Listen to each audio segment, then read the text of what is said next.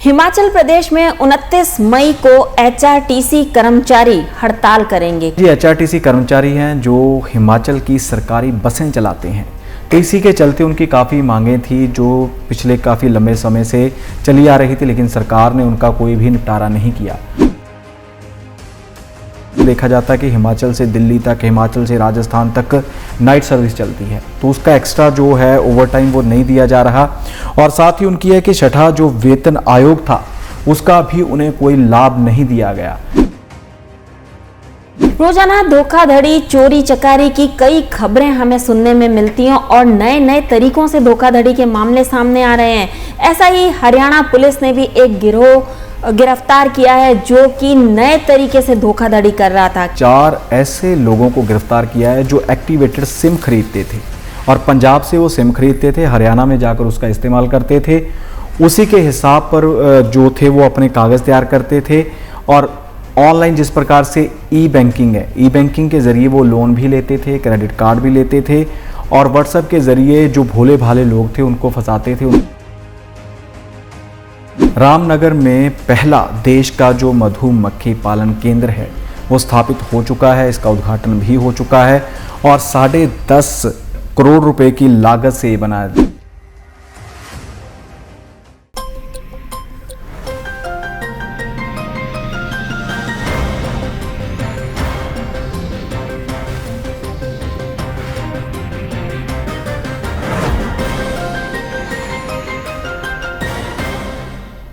नमस्कार, D5 channel Hindi के programme खुलासा न्यूज़ का मैं वंदना आप सभी दर्शकों का स्वागत करती हूं।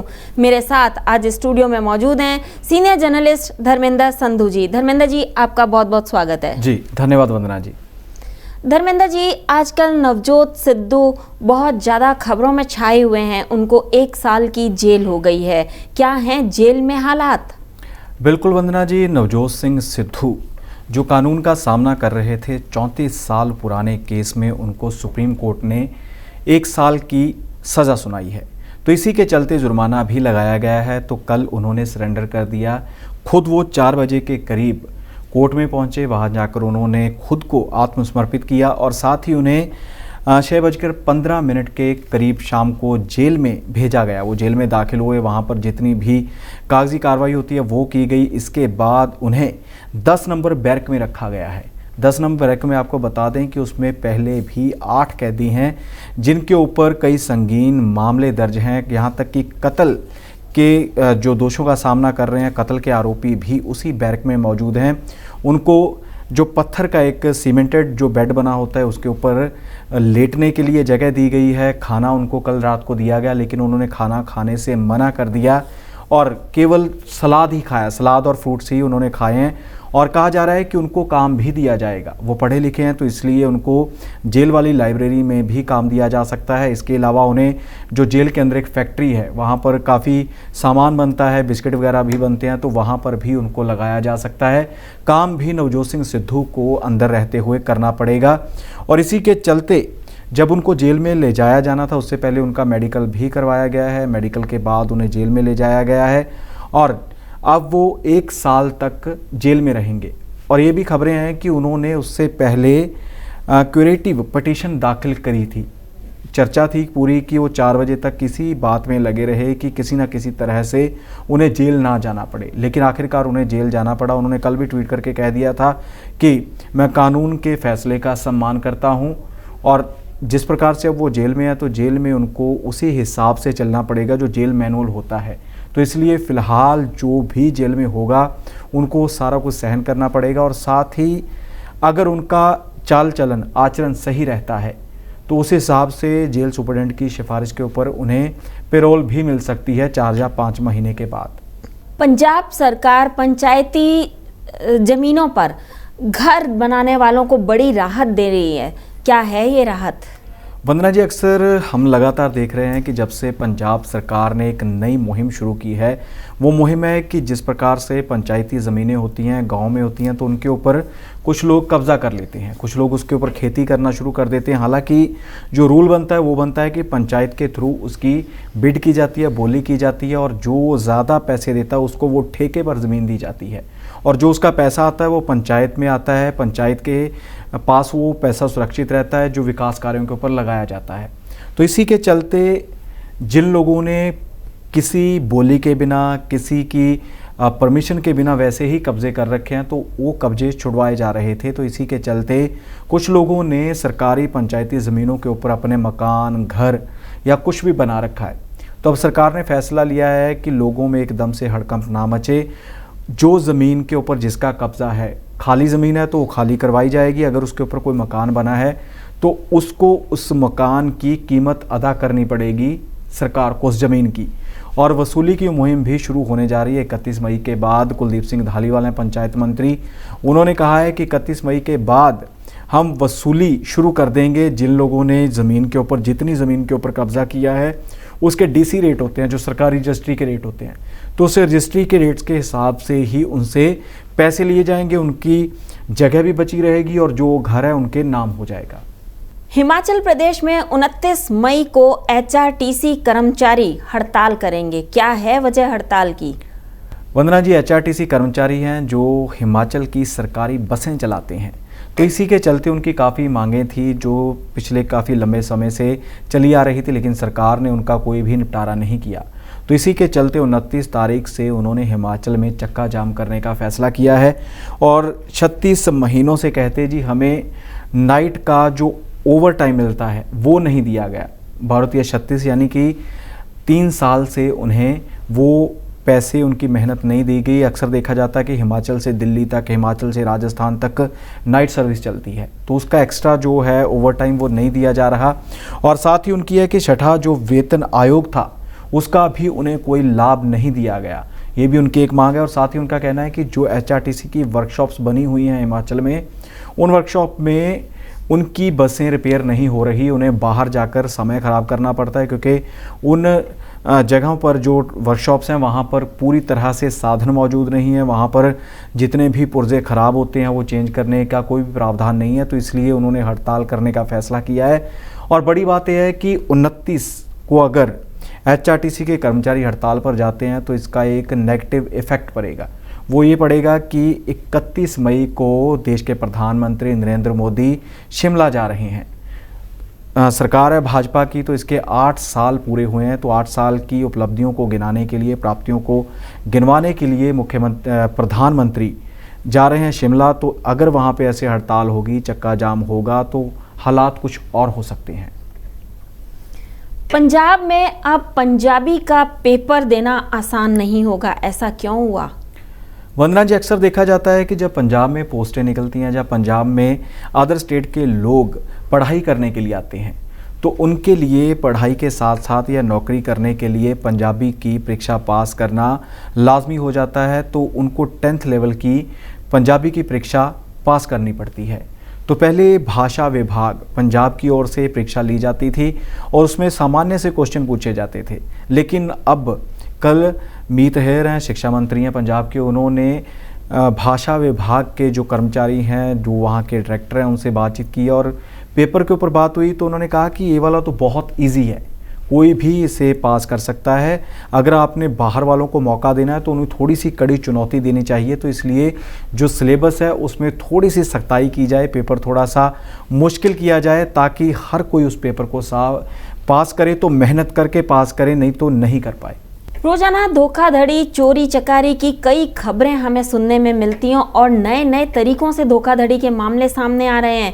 ऐसा ही हरियाणा पुलिस ने भी एक गिरोह गिरफ्तार किया है जो कि नए तरीके से धोखाधड़ी कर रहा था। क्या है पूरा मामला? वंदना जी, सिरसा पुलिस, हरियाणा का सिरसा, वहाँ की पुलिस ने 4 ऐसे लोगों को गिरफ्तार किया है जो एक्टिवेटेड सिम खरीदते थे और पंजाब से वो सिम खरीदते थे, हरियाणा में जाकर उसका इस्तेमाल करते थे।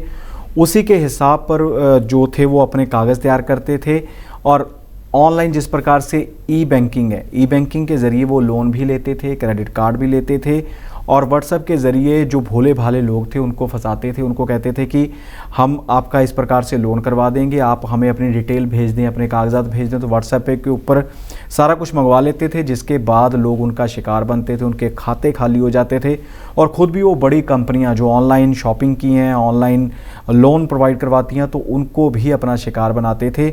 लेकिन बड़ा सवाल ये है कि जिस प्रकार से हम किसी से सिम लेते हैं किसी भी कंपनी का, तो कागजात देखे जाते हैं, हमारा आईडी प्रूफ देखा जाता है, उसके बाद कॉल्स आती हैं, साथ में एक अल्टरनेटिव नंबर भी दिया जाता है। तो इस प्रकार से इतना बड़ा रैकेट था कि ये एक्टिवेटेड सिम पंजाब से लिया करते थे और वहाँ जाकर हरियाणा में ऐसी वारदातों को अंजाम देते थे। और अब हरियाणा पुलिस ने पंजाब में भी दबिश देनी शुरू कर दी है और पंजाब में भी जांच की जाएगी, पूछताछ की जाएगी इन आरोपियों के ज़रिए कि पंजाब में कौन से ऐसे लोग थे जो इस गिरोह में शामिल है और इनको एक्टिवेटेड जो सिम थे वो प्रोवाइड करवाते थे। हरियाणा के कुरुक्षेत्र में पहला मधुमक्खी पालन केंद्र स्थापित किया गया, क्या है इसमें खास? कुरुक्षेत्र में जी एक जगह है रामनगर। रामनगर में पहला देश का जो मधुमक्खी पालन केंद्र है वो स्थापित हो चुका है, इसका उद्घाटन भी हो चुका है और 10.5 करोड़ रुपए की लागत से बना, यानी कि 10 करोड़ 50 लाख रुपए की लागत से इसको स्थापित किया गया और इसमें एक लैब भी स्थापित करने का प्रावधान है, जिसके ऊपर चर्चा चल रही है, जिसके ऊपर एक रणनीति तैयार की जा रही है, जिसके ऊपर 20 करोड़ के करीब की लागत आएगी और इसमें हनी यानी शहद की टेस्टिंग हुआ करेगी। उसके बाद जो है विदेशों में भी इसको भेजा जा सकेगा। तो अपने आप में बड़ी बात है कि पंजाब के साथ हरियाणा लगता है और हरियाणा में पूरी तरह से एक हाईटेक लैब होगी और बड़ा स्थापित कर दिया गया है केंद्र, जिससे लोगों को रोज़गार मिलेगा। जो छोटे किसान हैं वो मधुमक्खी पालन में अपना रोज़गार बना सकते हैं, जो युवा हैं जो नौकरी नहीं कर रहे तो सरकार से सब्सिडी वगैरह लेकर वो मधुमक्खी पालन में आ सकते हैं और कामयाब हो सकते हैं। गुजरात में ह्यूमन लाइब्रेरी बनाई गई, इस ह्यूमन लाइब्रेरी का क्या फ़ायदा है, क्या इसके अंदर है खास? वंदना जी, अक्सर हमने आपने यही सुना होगा कि किताबों की लाइब्रेरी होती है, ऑडियो की लाइब्रेरी होती है, जिसमें आप ऑडियो जाकर सुन सकते हैं, संग्रह होता है एक तरह से। और किताबों की लाइब्रेरी से कुछ हटकर जूनागढ़ है जगह गुजरात में, वहाँ पर कलेक्टर ऑफिस में एक ह्यूमन लाइब्रेरी बनाई गई है, जिसमें बैठकर ह्यूमन यानी एक दूसरे के साथ दो इंसान अपने मन के भाव साझे कर सकते हैं, बातचीत कर सकते हैं और उलझनों को दूर कर सकते हैं। और ख़ास बात यह है कि इस लाइब्रेरी में सरकारी कर्मचारियों के ऊपर पहले एक्सपेरिमेंट किया जा रहा है कि सरकारी कर्मचारी एक दूसरे के साथ कैसा व्यवहार करते हैं, कैसी बातें करते हैं।